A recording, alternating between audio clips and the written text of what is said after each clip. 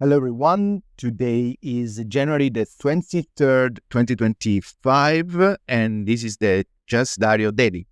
The title of today's article is The Reason Why Stocks of Companies That Fail to Deliver Hardly Sell Off. Have you noticed how large companies are increasingly announcing initiatives and projects without well-defined business plans or existing funding, which are expected to generate results several years in the future?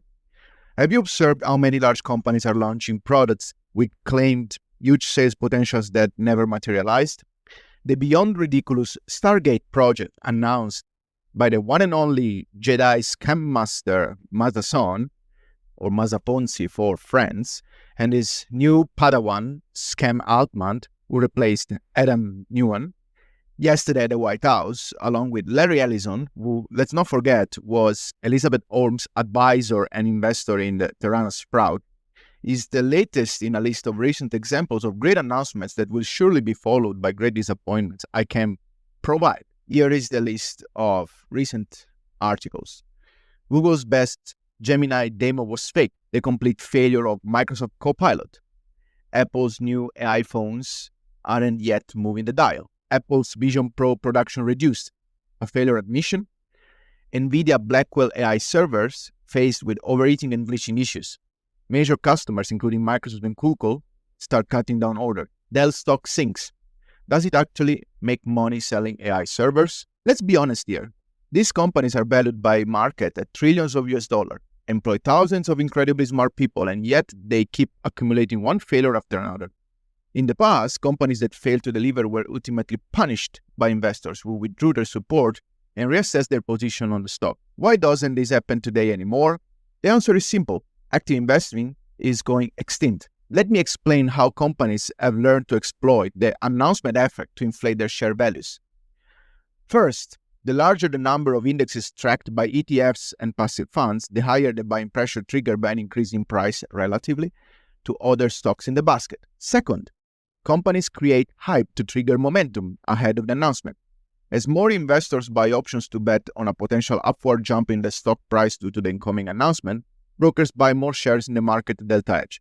This buying starts lifting the price and triggers additional passive investors buying as the weight in the tracking indexes basket increases. How do companies prevent the sell the news effect once an announcement is made? Through stock buybacks. These large companies know they will face price manipulation charges if buybacks occur before an announcement. But this isn't the case when resuming after an announcement, when option traders cash out their profits and brokers trim their delta hedging position by selling shares. Here is the catch. Thanks to buybacks, these sold shares don't return to the stock's float, which effectively keeps shrinking. By repeating this process while catching overall positive market momentum and potentially exploiting the support of traders actively profiting from gamma squeezing the options on a stock, the number of shares moving into passive investors' portfolio increases almost exponentially. It should now be clear why stocks barely react to bad news nowadays, and the bigger the market cap, the smaller the reaction. Passive investors don't sell shares unless their weight in the various index baskets decreases significantly enough to trigger a rebalance.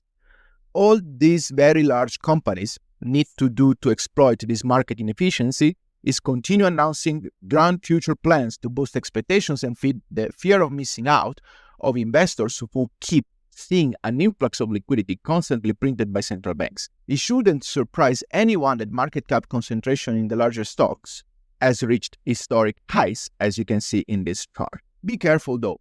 While everything I have described works well in bullish market, what happens if the general momentum turns bearish?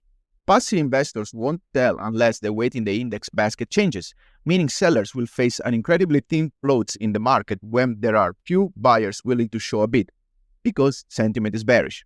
Furthermore, if option traders turn bearish, brokers will start short selling shares in the market without buyers, potentially triggering significant price drop, similar to what we saw in mid-2024, when, for no reason, NVIDIA shares fell from $140 to $100 in a very short period.